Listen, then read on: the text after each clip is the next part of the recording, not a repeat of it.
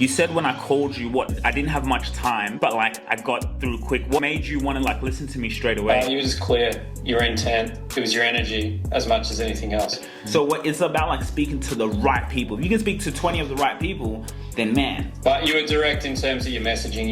You knew the hooks to bait. To help that scale, because once you start building the brand there, what do I mean by that? Building a podcast, YouTube presence, content. It's 2025. What's separating you from your competitors now?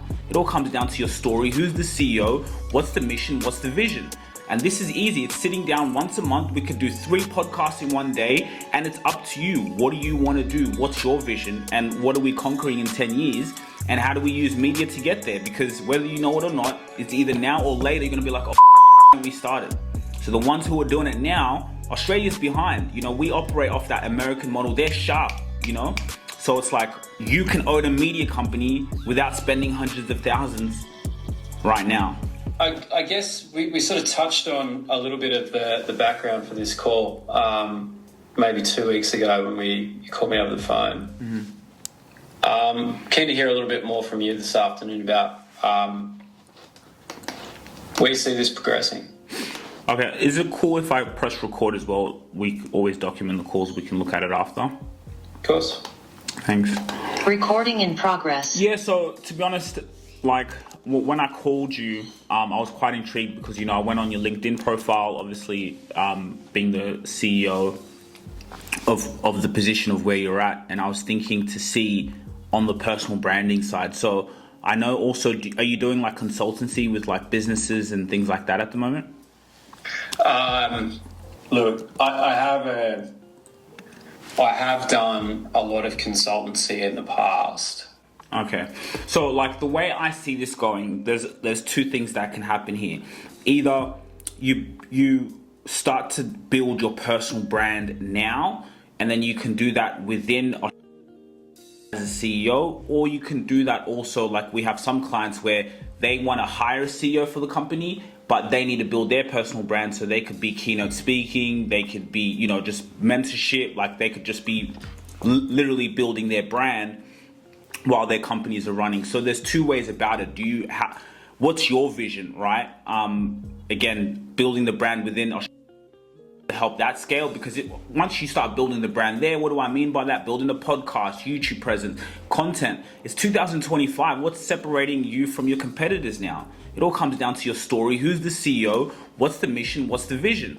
And this is easy. It's sitting down once a month. We could do 3 podcasts in one day, and it's up to you. What do you want to do? What's your vision? And what are we conquering in 10 years? And how do we use media to get there? Because whether you know it or not, it's either now or later you're going to be like, oh shit, why didn't we start it? So the ones who are doing it now, Australia's behind. You know, we operate off that American model. They're sharp, you know? So it's like you can own a media company without spending hundreds of thousands right now. Okay, so now I'm on the same page with you. Okay, so now when you asked me the question about my personal brand, right? That's a separate consideration to my AHP brand, right? But I am all in on the my branding and identity and professional, you know, outward facing presence, my media, my engagement. But what you need to know about me is that I'm all in on this role for the next 3 years. Okay. That work will be complete in circa 90 days. When that exercise is pushed through, I think it would be a really good idea for us to sit down again and talk properly about how do we amplify this, because like you, I see great benefit in multimodal, multimedia presence. I am a particularly active outward-facing CEO, not from a keynote or promotional perspective at this point in time, but certainly from our customers and our clinicians and our people perspective, I am. So it's probably a little bit too grassroots, but I think that there's a role that you can play and that we could iron out together about how to raise that profile and to do it in a way that amplifies that finalised brand message and who is that we want to become and where do we see ourselves in 10 years per your previous conversation. But those those pieces of work are being done and are writ large internally at the moment. It's just not quite ready to be released yet. That's fine. I mean, like, you know, whenever you guys feel is the right time, I always say, obviously, you know, I have that mindset, you know, we've got to be urgent about it, but it's the timing. Once you get that rebrand done and you guys are ready to launch that, then, and I think it knocks two birds in one stone. You can still build your personal brand through the anyway by us putting out content. Then when we're ready and you have your own channel, we have so much content and things from here that, you know, could always be repurposed. So you knock two birds out in one stone, and yeah, I think that's great. Okay, so sorry, I had a sneaking suspicion that this was going to coalesce with the branding exercise and the positioning, so I probably should have been a little bit more forthright, but now that you've explained it in those terms, and I can look at it in, you know, in the context of our broader market development, branding, business development, growth, and marketing strategies interlinked, it probably just does make sense to press the brake for, you know, until this branding exercise is done, and then use it as a vehicle for amplification, because I think that's a really great idea. And the branding process, you said up to 90 days. Tops. They're on an incentive to get it done faster. Quicker. Put it that way. Okay.